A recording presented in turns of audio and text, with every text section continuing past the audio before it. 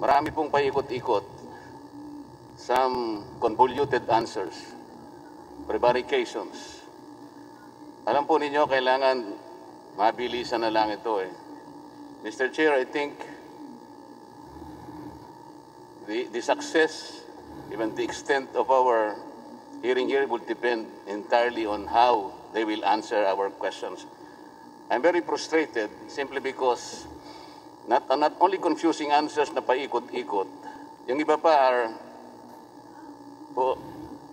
they are outright lies.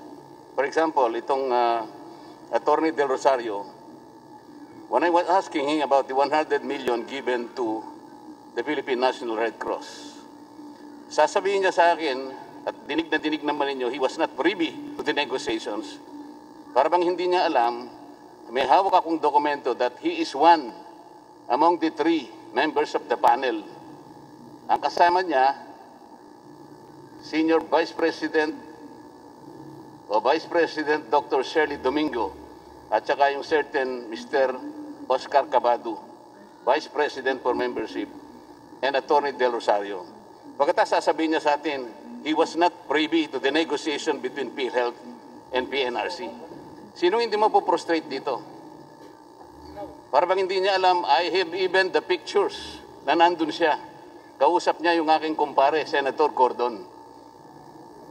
Wala akong sinasabing masama tungkol sa PNRC. I'm only establishing the facts na nandun siya. Pero sasabihin niya sa atin, sa mukha natin, na magsisinungaling siyang gano'n. Si Dr. Pargas naman, ikaw naman, tinanong ko lang kung magkano yung aking contributions. O after 2 days, kung hindi pa kita tinext, hindi mo ibibigay sa akin. How can you do this? Yung Manila doctors, nangako ka sa akin. Hanggang kayo nandito, are we getting the right answers from you? Yung isa naman, tinanong kita tungkol sa expanded withholding tax. I cannot remember kung sino na dito. I guess kayo po na nandyan sa... You were telling us pure lies. Ang sabi mo, yung mga health care institutions are the ones paying the expanded withholding tax. Di ba? You were collecting 2% expanded withholding tax. Hindi totoo yun eh. It was Philhealth itself, because Philhealth is the only withholding agent of the BIR. Hindi yung healthcare institutions. Okay? Magkano ang binayad ng Philhealth? Sinabi na rin ang pagtatanong ni Congressman Barbers, 156.7 million. Kayo ang nagbayad. Pagkatapos, magsisinungaling kayo. Ano makukuha namin na mabuting sagot kung ganito ang gagawin ninyo? Ang sabi ni Dr. Atty. Del Rosario, isa lang ang departamento. Parang hindi niya alam, may dokumento ako, 4 ang departamento niya. May I start with you, Atty. Del Rosario, nandiyan ka ba? Yes, Mr. Chair. Can I comment on some points raised by the... You have no right. Tinatanong ko lang kung nandiyan ka pa. Thank you, sir. Magaling kang magpaikot eh. And I warn you, kung ano lang tinatanong ko, yun ang sagutin mo. Huwag kang magpapaikot dito. I think, Mr. Chair, we should already advise them that right now, we're working on a complaint for plunder, malversation, and charges of administrative offenses and so many things. And the final form of this complaint will depend much entirely on the kind of answers that you will give us. Atty. Del Rosario, hindi ba ikaw ang Regional Vice President ng Region 1? Nung yes, 220 cases against hospitals and doctors were forwarded to your office. Yes or no? Yes, sir. I was once... yes or no? Yes, I was once Regional Vice President of Philhealth, Region 1. In 2019, nung hindi na ikaw ang Senior Vice President, teka muna, you were asked to file 220 cases. Ilan ang pinail mo? I'm sorry, Mr. President, the ones filing the I am cases, asking you, out of the 220 cases endorsed to your office, how many cases did you file? the regional vice president is not the one filing cases, Mr. President. It's the legal office of the region that files Attorney the... Del Rosario, I'm warning you, I have documents with me. Wag mo akong paikutin. I don't care if you're the best lawyer in this country. Pero sa ngayon, sagutin mo lang ang tinatanong ko sa iyo. Because in 2019, nung hindi na ikaw ang senior vice president, ito ang lumitaw. Only 3 cases were filed versus St. Catherine Hospital. Totoo hindi. I don't have the data. As I've told you, Mr. President, the one filing the cases... What do you know? Palagi pa ikot-ikot eh. Ikaw ang binigyan ng SPA. Do you want me to show the document that you were given an SPA by then interim President and CEO de la Serna to file appropriate criminal, civil, and administrative cases? For example, against several culprits. This is dated November 2, 2017. Hindi mo aaminin dito?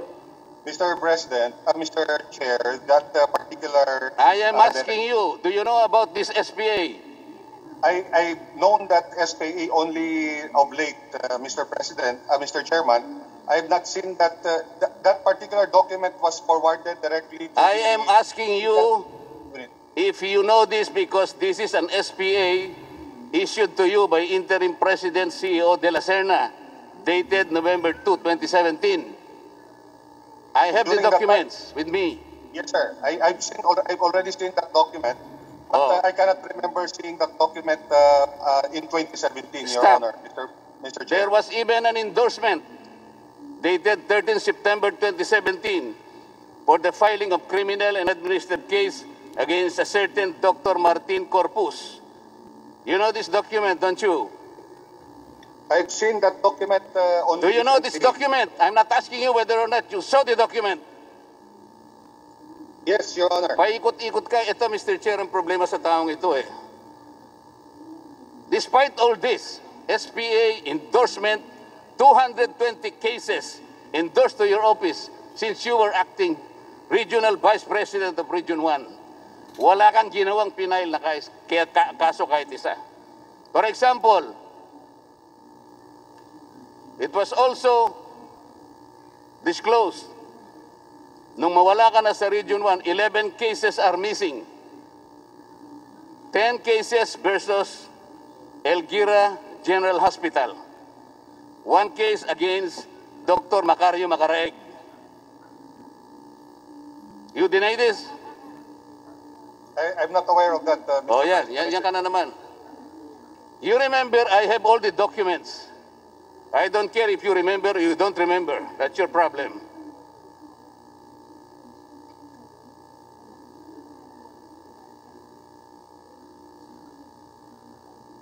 Meron kang pinirma.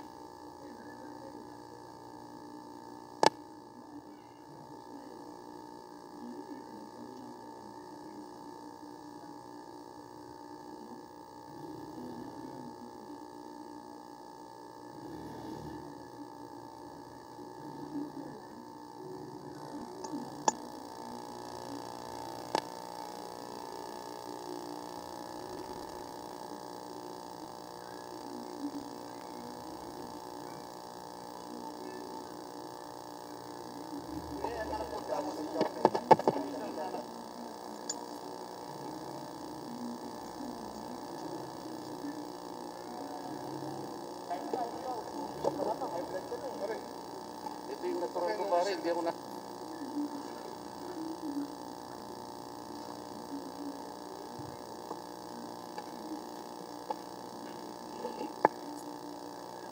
Okay. Session resume. Oh, para hindi ka naman baka mamaya magmalingger ka na naman, ano?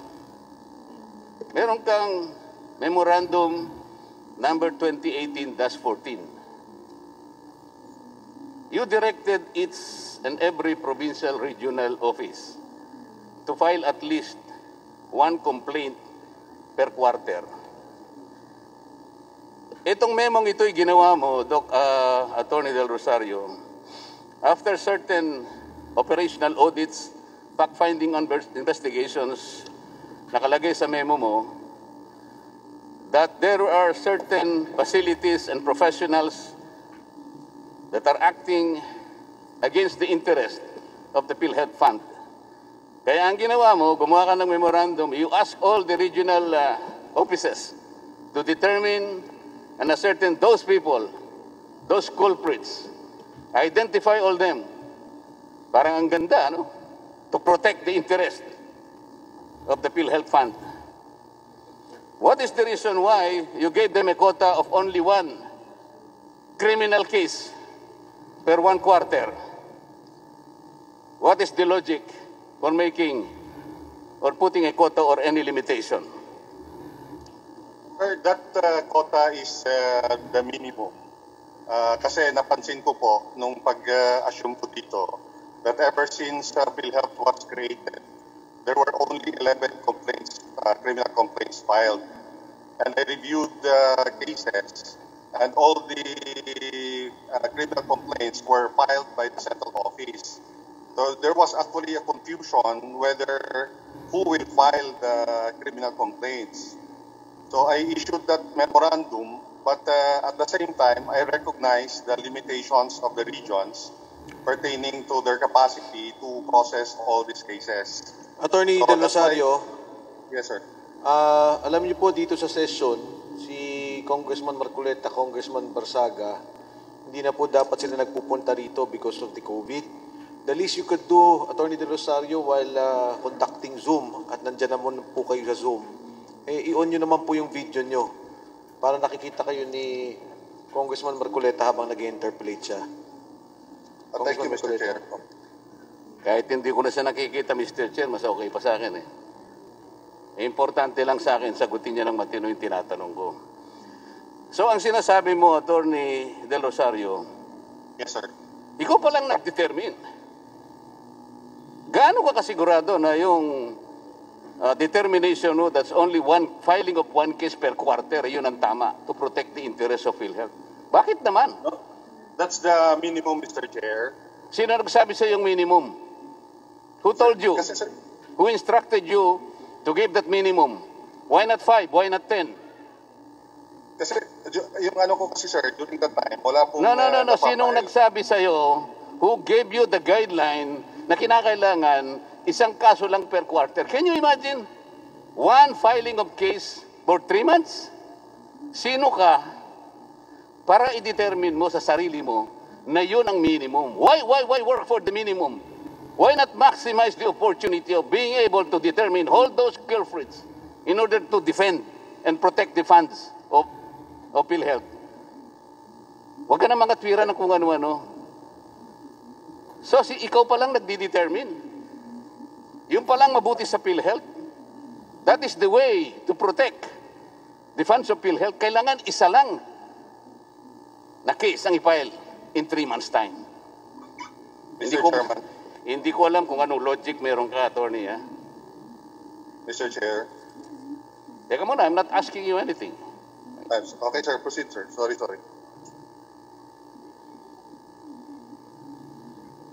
Doon sa PhilHealth Circular, dito makikita natin, Mr. Chair, siyang nagdi-determine. Ha? Wala kang sinabi na ang board ang nag-advise sa'yo. Not even the board, not even the EXICOM. Only one person, Mr. Chair, has the power to determine kung sino at ilan ang ipapile na case. Sus Mario, Joseph na buhay ito. Doon sa PhilHealth Circular 2020, balikan natin yan, 0007. Merong effectivity doon eh. Napansin ko lang kagabi nung nire-review ko to eh. Do you know the effectivity of that particular circular, Attorney Del Rosario? If I remember it right, I think it's March 20 or 21, Your Honor, Mr. Chair. Narinig mo yung sagot, Mr. Chair? Why did you say it took effect on March 31? 21 yata, 21 po yata. I don't have the document right now, Mr. President. Wala ka Mr. palang Chair. dokumento. Bakit sinasabi mong March 31 what? What year? 2020? Sir, are you referring to the IRM circular, Mr. Chair? I am talking about PhilHealth Circular 2020. Ito yung IRM. COVID-19 Okay, ito. Kabisado mo ito eh. Bakit mo sinabing March 31, 2020 ang effectivity? Why? Hindi sir, ang sabi ko sir, ang alam ko March 20 or March 21. Ang sinasabi ko sa iyo, merong effectivity itong circular na to. Ang tanong ko sa iyo, do you know when did this PhilHealth circular take effect? I think nakalagay po dyan effective immediately, Your Honor. So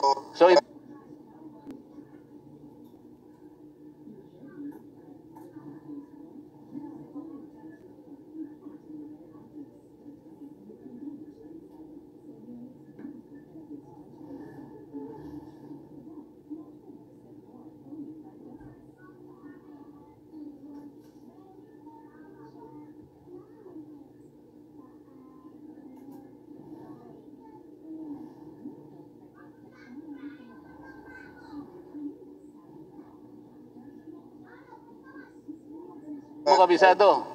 I'm You not sure tell me, I about will the help date. you. Hindi mo kabisado. Thank you, sir. Thank you. Oh, it takes immediately from its publication in a newspaper.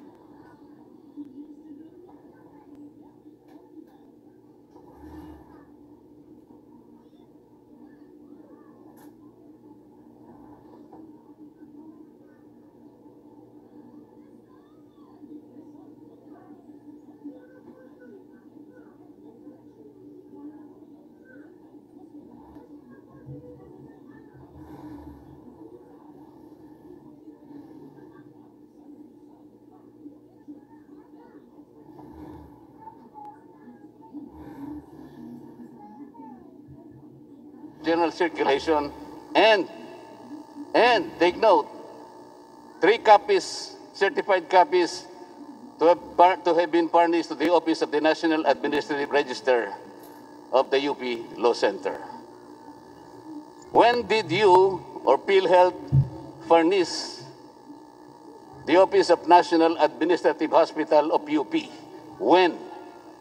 When did Honor of UP Law Center receive the 3 copies from PhilHealth? Sir, it's not my office that is in charge of that. So maybe we can ask the sector. Maybe ka na naman eh. You are the Executive Vice President ng legal sector. You have worked for PhilHealth for 20 years or so. Pati lang itong effectivity. Ito na naman, paikot-ikot ka na naman. Alam mo ito eh. Do I need to tell you or give you the document? Ako mismo Sir, ang nag-search eh. Sir, doon sa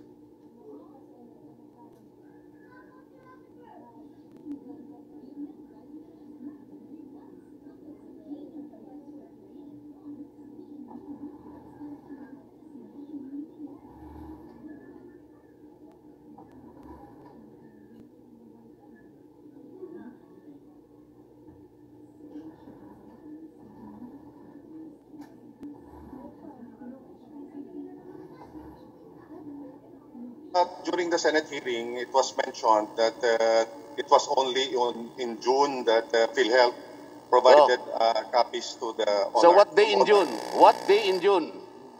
If I remember it right, it's June 11.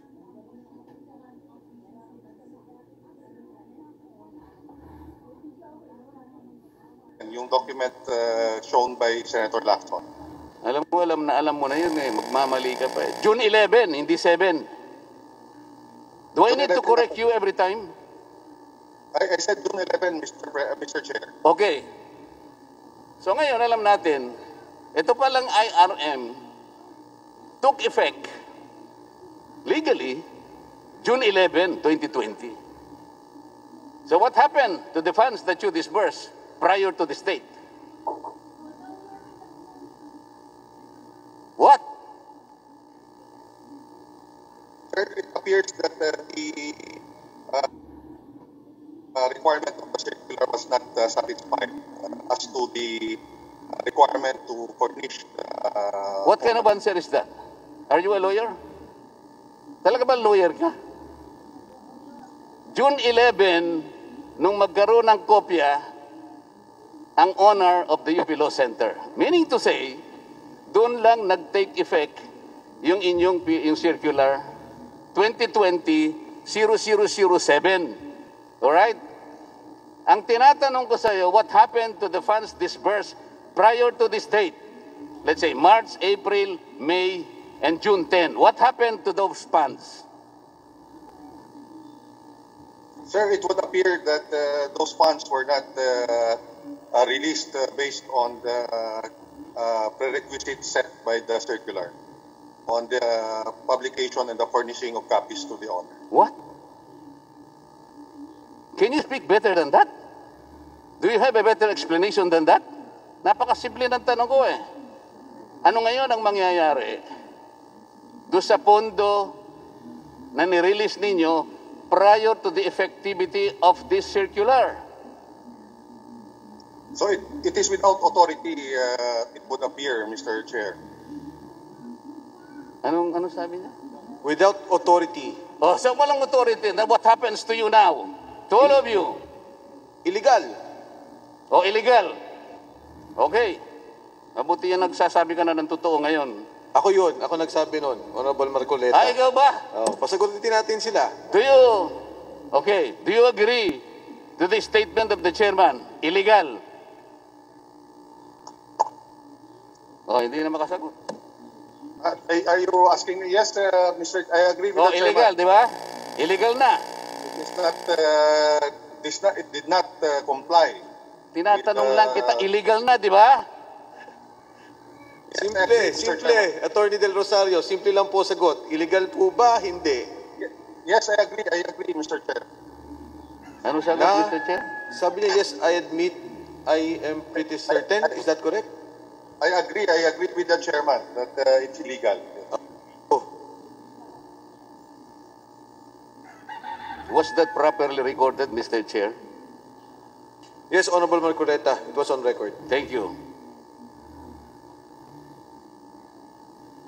Attorney Del Rosario, bilang isang napakahusay na abogado,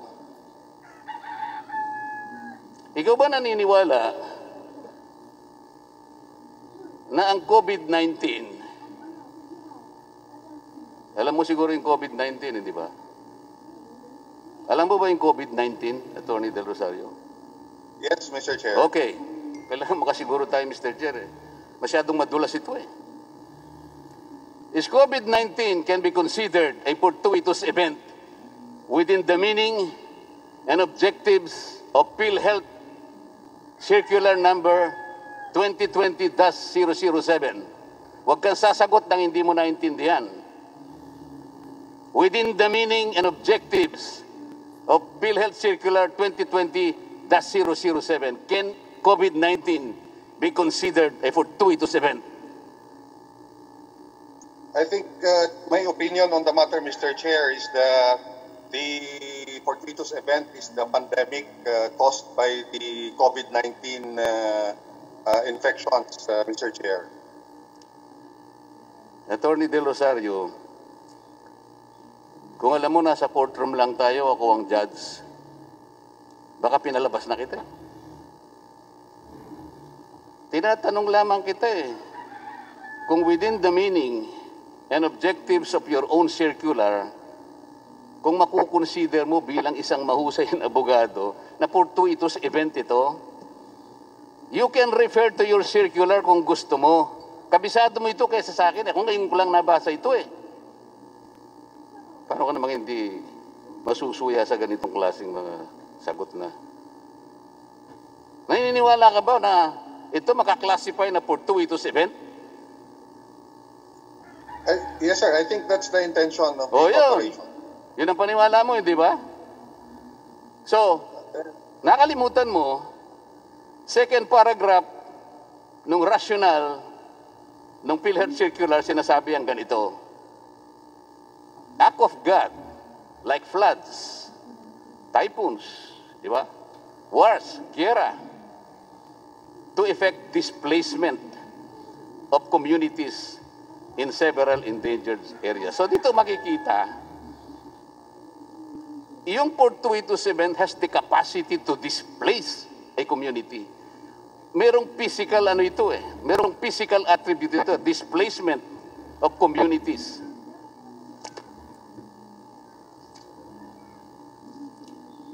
Under objectives, nakalagay, to provide aid to healthcare institutions in rebuilding their critically damaged healthcare systems. Physical ang pinag-uusapan dito eh. Pagkatapos, hiningam ka pa ng description or photo of the effects of Port 227. Nakikita mo ba yung COVID-19? Atty. Del Rosario? Do you see the enemy?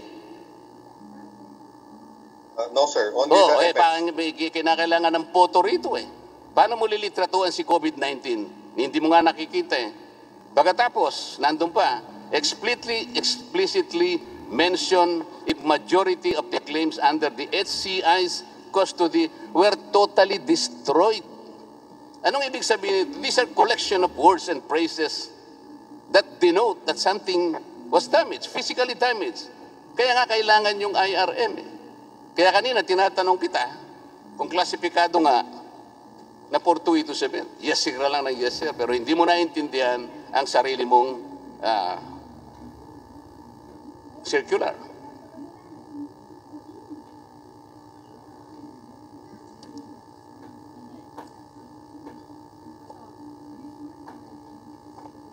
Bakit nagsinungaling ka sa akin o sabihin mo na you are not privy to the negotiation between PNRC and Philhealth?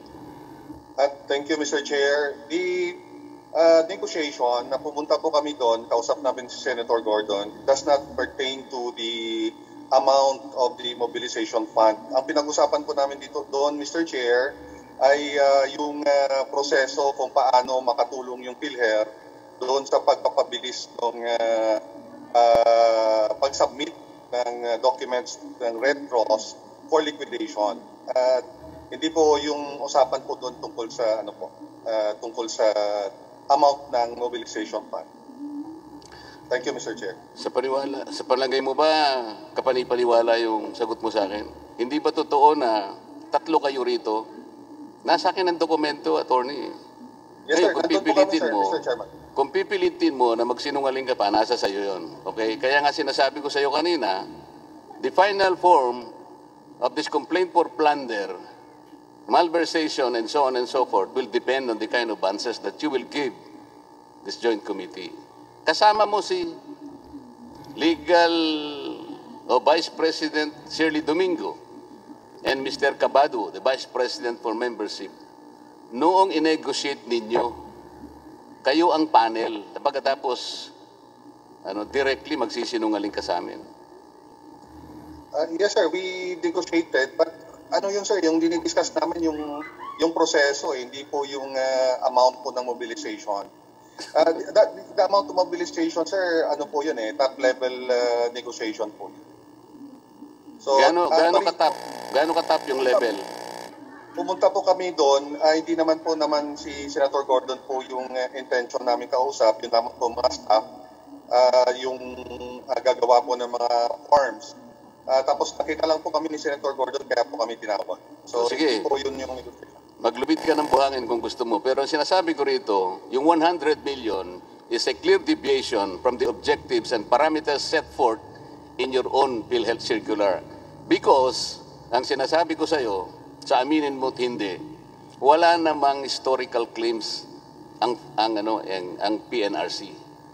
So, kailangan explain mo sa amin, ano ang basis ng 100 million? Sapagkat akala ko ba, kasi dito lumilitaw, Mr. Chair, yung paggastos, yung pagwaldas ng pera ng PhilHealth, walang patumangga, walang protection.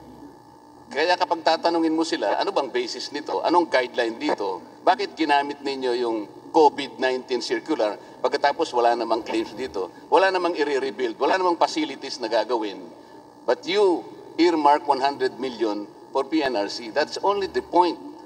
I wanted to establish kapag ang pinag-uusapan, paggasta, mabilis, walang patumangga.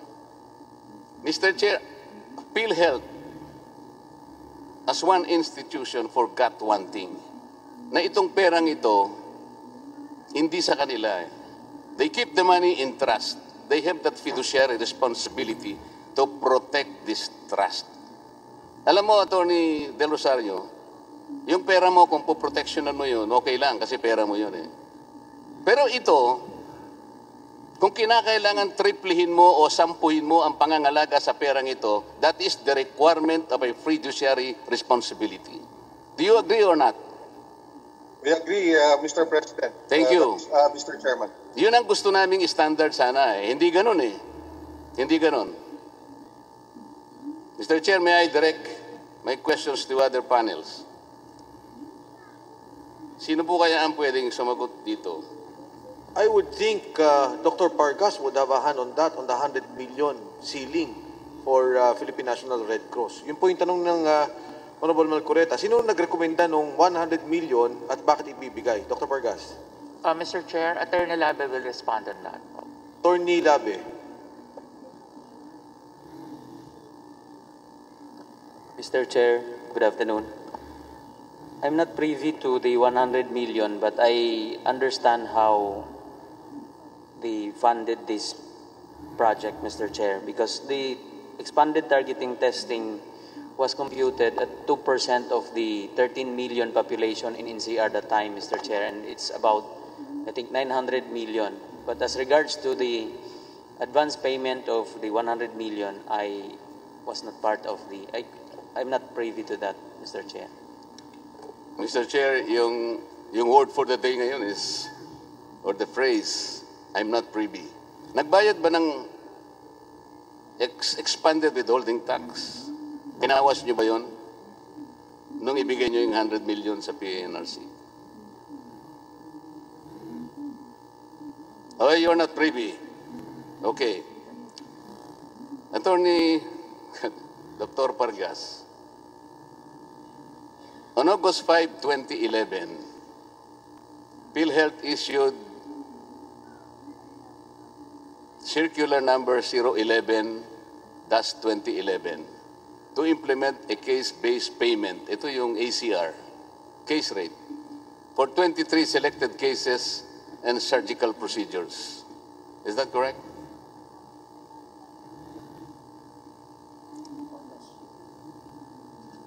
Yes, Mr. Chair. You know, you cannot blame me if I expect, faster answers kasi circular ninyo to eh. Ako, 2-3 araw ko lang nabasa ito. But I can commit them into memory if I want to.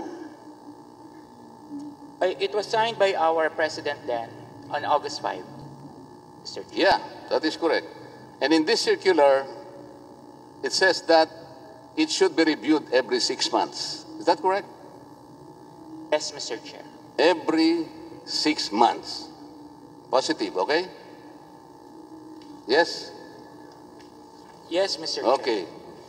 On October 29, 2013, Philhealth issued Circular Number 0031, Series of 2013, to implement an all-case rate policy. Correct? Yes, Mr. Chair. Correct? Yes, Mr. Chair. Okay. The objectives are as follows. Reduce claim processing or time turnaround TAT. Increase Philhealth support value, rationalize reimbursement rates, and achieve technical efficiency for providers. Okay. Isa-isahin natin, Dr. Pargas. Achieve technical efficiency for providers. Did we achieve this? Yes, Mr. Chair. How can you say that? Technical efficiency for self-providers.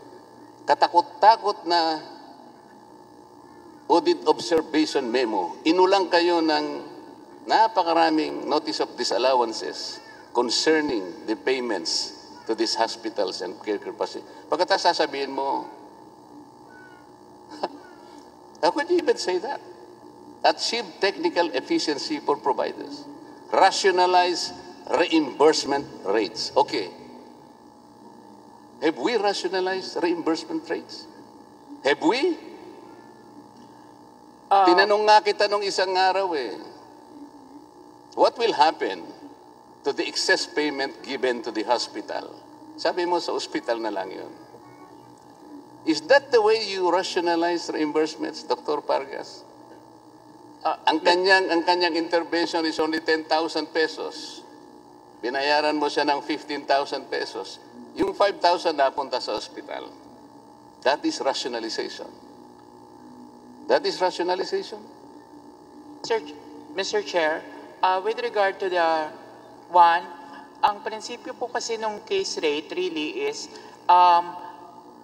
dahil fixed po siya, meron po talagang mga kaso na maaaring mas mataas ang nagagastos, alam pero na maaari natin po mas yun, Dr. mababa. Pargas. We've been there. Ulit-ulit na tayo dyan.